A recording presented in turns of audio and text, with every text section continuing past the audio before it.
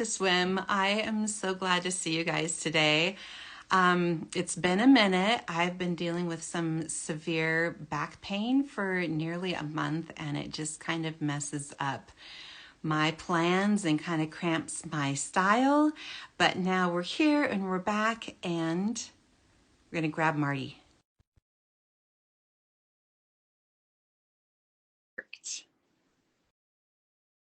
Marti, are you there? Let's try that again. She joined. You're here. Yay. We made it. Okay, so I made the mistake of starting Sink to Swim on my personal channel and not the Pink Sink channel. So that kind of tells you where my mental capacity is right now. It's just kind of low. But I'm so glad to be here and talking about emotions and managing emotions. And over the past month, I've really been able to see how the physical health really affects the emotional health and mental health too, obviously, because I'm starting Sink to Swim on the wrong channel and making lots of other mistakes too. But anyway, how are you doing, Marti? I'm well. I'm glad. Plugging along. I'm It's so good to glad. see you. Good to see you too. And it was a week ago or maybe less that Marti came over and did a foot zone for me. Everybody, you guys, if you haven't tried that, you have to try that. It's just such a neat experience. And talk about connecting the emotional and the physical, right? Yeah. Like that is totally what is happening. I think I'm not an expert. I was just experiencing it, but it was pretty cool. No, you're right. We tend to think of ourselves as just, this that we can touch and see. We are physical. We are also mental and emotional and spiritual.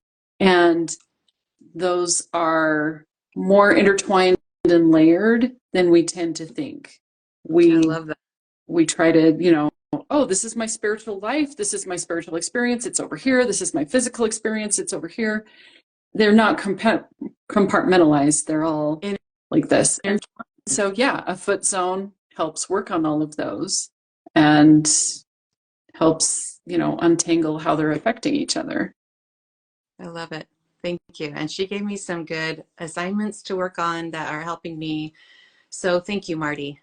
And good. You're welcome. And we're excited to have your help again today, talking about those big, overwhelming emotional moments that happen in everybody's lives, but you especially see them with a cancer diagnosis. And I'm talking about the situation where you receive some news that's unexpected, or somehow you're just not prepared for that news or that information and how it's going to affect your life. And you almost have this out of body experience because it just drops you, right? So you think about when you're first diagnosed, and I remember that moment and just being like, what is happening right now? It's kind of like the world stopped. But I have to say that was not the most devastating moment. I had several of those other moments where I got news that I was, for instance, when I talked to the surgeon and found out that, yes, I was absolutely 100% going to have to do chemotherapy if I wanted to live. That was hard.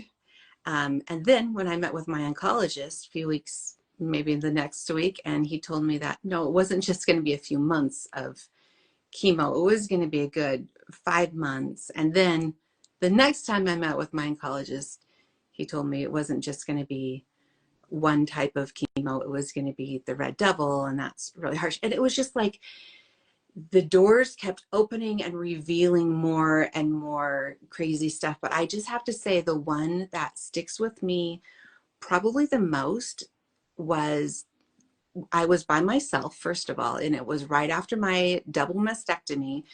And so I was at my lowest. I had done the 5 months of chemo. I had done, my body was just really worn down. It was my lowest at that point, I should clarify.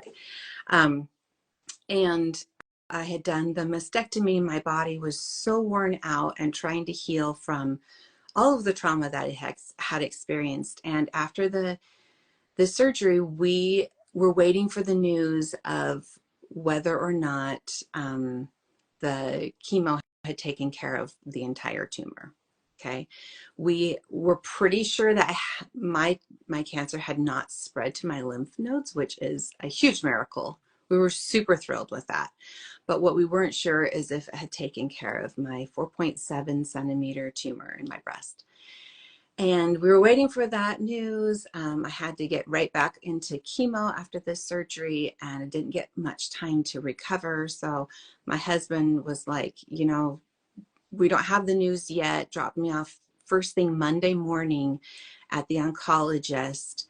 And I think I had been home from the hospital for 2 days. Okay. So that kind of tells you where I was at. And I'm sitting in the oncologist's office, and he's like, okay, so the chemo did not take care of all of the cancer. And in my unprepared brain, I didn't know I was going to get that news at that moment. In my unprepared brain, my brain immediately went to, I'm going to have to do all of that chemo over again because it didn't work. And that's kind of where my brain stopped. And I just didn't even hear anything he said after that. And I pulled myself, I mean, I was in tears. I was trying to control my physical, emotional reaction. But the only thing I could get out was, sorry, it's just hard to even think about this again. But Yeah. I think it's important to talk about. And so and my doctor's amazing. He was so good. But I just said, can we call my husband so he can at least be on the phone when we hear about what the next step is? You know, it's just a lot. And so, yeah, my brain shut off, and we did call my husband and found out what the next steps were. And I did not have to do the 5 months of chemo. We already discovered that was not fully effective. So we needed to try something different, you know, spoiler alert. Anyway, so that's the kind of moment that we are talking about. And Marti, give us some help for in those moments. How do you help your body and your mind calm down enough to just function and move a little bit forward? Yeah. So one thing that I want to emphasize is that just because it's simple doesn't mean it's not effective, right? And in a moment like that, you're not going to be like, whoa, somebody give me a piece of paper. I need to do this exercise that Marti taught me. You know what I mean? Yeah. Like it's got to be more basic than that. And one of the very most basic things you have is your breath. I'm sure you've heard the phrase grounding. And you even said it's kind of like an out-of-body experience. Basically, what your brain is trying to do is it's saying, this is not safe. It's not safe here. Let's get out of here. It's not safe to hear what the doctor's saying. That's too scary. I'm not going to hear it. It's your whole body is like, okay, we've got to notch it down to what we can handle because this feels way beyond what I can handle. And like it's not a logical conclusion, right? Your brain thinks that news is going to kill you. The news isn't going to kill you, but it's trying to keep you safe. And so breathing is a way actually of coming back to your body. So just some nice deep breaths is a way in any situation of coming back to your body. Another thing actually that I'd like to point out, like you texted me, hey, I'm almost ready to get on. I'm going to go grab my water bottle. And I texted back, yeah, my water bottle is pretty much my blankie. Like taking a drink, that act of taking a drink is also grounding. It's a way of giving yourself a pause, of doing something concrete and manageable. And it is also sensation and helps you to get back in your body. Yeah. So, like this is a different kind of trauma, but I was in an abusive marriage, and when my husband would be yelling at me, part of how I coped with those arguments was actually drinking a lot of water because it is grounding. It gets you back in your body. So, we don't know when these moments of overwhelm are going to hit us, but you've always got your lungs. And hopefully you can get in the habit of taking your water bottle with you to your appointments, because those are both actually really, really simple, but really real ways of helping you to cope. Another thing that I want to share that honestly may or may not come to mind in that moment, but I want to share it in case it does. One of my favorite mantras is, right now, I am okay. Mm-hmm. In that moment of overwhelm, part of what you're worrying about, really all of what you're worrying about, is the future. Nothing's happening to you right in that second. You're sitting in a really boring room. You're in a chair. There's a doctor. He's not threatening. You are perfectly safe in that moment. The overwhelm and the fear and everything is about stuff that isn't even currently happening. It's all the future. It's all your brain trying all at once to go, oh my gosh, now I'm going to have to do this and this and this and this, and it's going to affect her and him and blah, blah, blah, blah, blah, blah, and then shut down. Oh, we can't compute all of this all at once. And so a way of bringing my thoughts back in and oh my gosh, we are actually not dying right now, is to just sometimes over and over and over again, literally nonstop, nothing else. Right now, I am okay. Right now, I am okay. Right now, I am okay. Just over and over and over again. That can also be grounding and get you back in the moment. All you have is the moment. You can't, you know what I mean? Even all that stuff that you have to deal with, the only way you get to deal with it is in the moment. And that's something that helps bring you back. I love that. Yeah. In that moment, that's the only thing you can control. Yeah. Well, yeah. Can't necessarily control the moment. Right. But that's the only place you are. Right. That's what I meant. Yeah. Is in the moment. That's the only set of circumstances that you can currently deal with. Right. Is right there in that moment. So reminding your thoughts, right now, I am okay. And taking a breath, that's so basic to survival. And your brain is like, we're going to die, we're going to die, we're going to die. And, oh, guess what? We're still breathing. Oh, okay. We're okay. Yeah. It's so simple, but it actually really is effective and profound. And I have to say, I actually really like that it's simple, because like you said, we can't choose when, we don't know when those moments are going to hit. Yeah. But when they come, we don't necessarily have the brain capacity to remember something that's not simple, right? I can think, okay, I'm just going to start with a breath, and I'm going to start with that thought, right now, I'm okay. Mm-hmm. And maybe even asking for some time, if that is within your control, to just ground yourself, like you're saying, with those three things: a breath and a drink and that thought that right now I'm okay. And then when you've been able to get back in your body, then you can start with the next moment that is there. Yes. And if you're at liberty to, then, outside of your breath and your thought that right now you're okay, the next layer out that I would recommend is physical touch.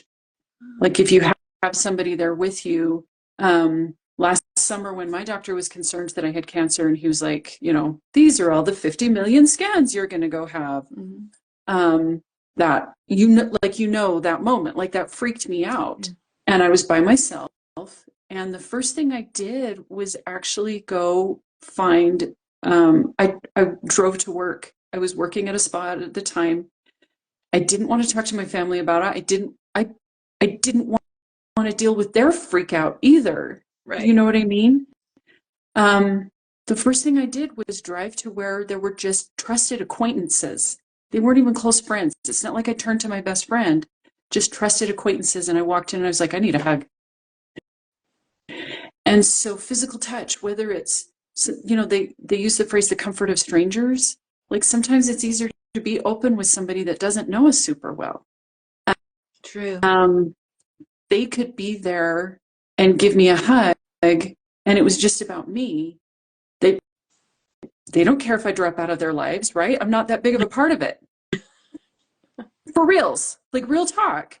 A friend or a family member or something, it's not about just me in a moment like that, because they're having their brain going, oh my gosh, blah, blah, blah, blah. Finding somebody to give you a hug, to hold your hand for a minute. I bet if you were in an office by yourself, you could ask the doctor, can I just have a minute? And would you send a nurse in here, please? I bet money she would be willing to sit and hold your hand. Oh, yeah. If you had the guts to ask, she would actually be honored that you trusted her enough to say, will you please just hold my hand while I get back in my body? I love that. And that reminds me of another situation that I had. I went to have my port removed, which, oh, that was such a great day. But I opted not to do the full surgery where they take you into the OR and put you under and everything. Okay. Because my surgeon that I really trusted said, oh, we can just do that in office. And I just did not want to have to do another surgery. And then when we were in there, I'd had it for 14 months. That was a long time for me. I know other people have them for a lot longer, but, and then suddenly I'm like, we're going to pull this thing out. And it's like going into an artery that goes into my heart. Like, wait, what's happening?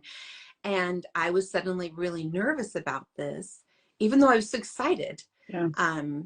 And there was, my surgeon's amazing, but she was going to be working, and she had a nurse, and the nurse was just there. And I just asked her, can you just hold my hand?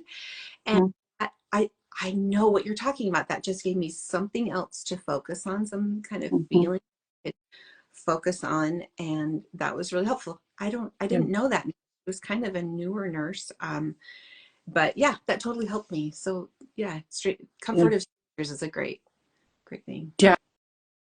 And so often people are so reluctant to ask for help, but anytime somebody has asked me for help, I've been honored. I've been like, wow, you trust me with that? And I guarantee somebody in the healthcare profession is not going to be like, leave me alone, lady. Like, they're there because they care about people. And they will be honored that you trust them enough to say, I am not handling this on my own. Will you please just hold my hand for a minute? I love that. That'll be the story that they go home with that night. Yeah, that's true. This lady was scared and she was sad and she trusted me and she let me hold her hand and she felt better and I made a difference. And so often I go to work and feel like I'm not doing anything. Like, it will be an impactful moment for them. Yeah.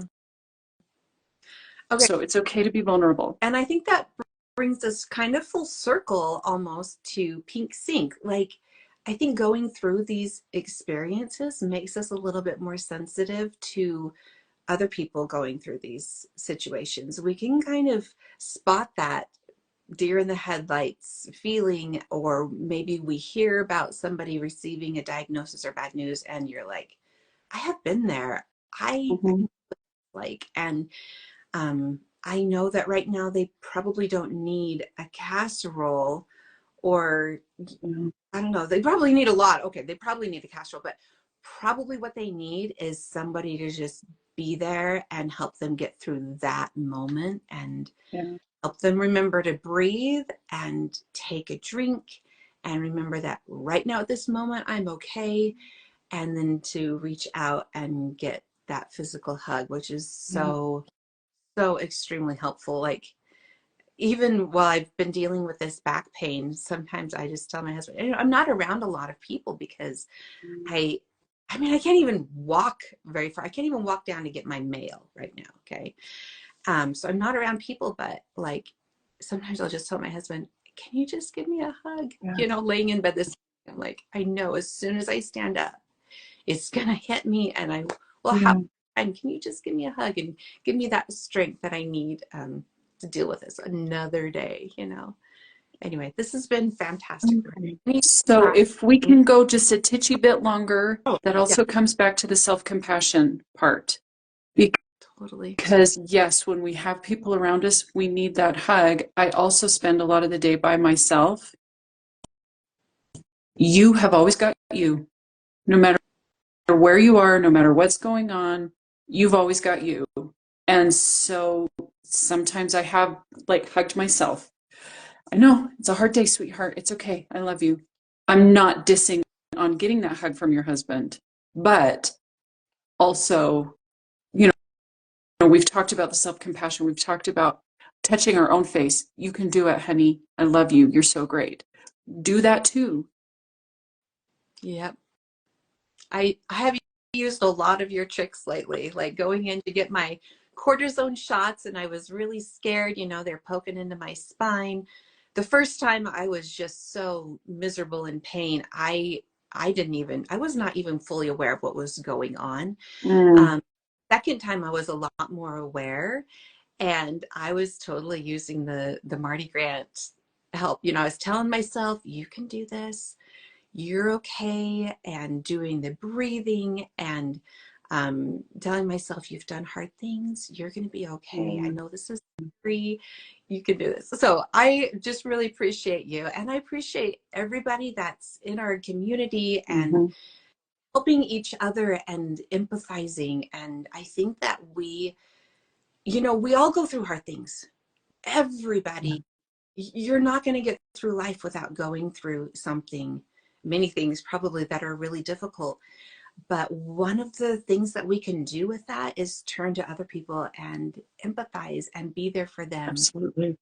And this sink to swim, this pink sink is just one of those ways to do that. So whatever way you are presented with today or this week, just look at that as an opportunity to, I'm going to use this experience to be more empathetic and help other people through whatever they're going through. So Yeah, that's beautiful. thank you, Marty. You're wonderful. Thank you, Pink Sisters. Hang in there. You've Love you got this. guys. Bye.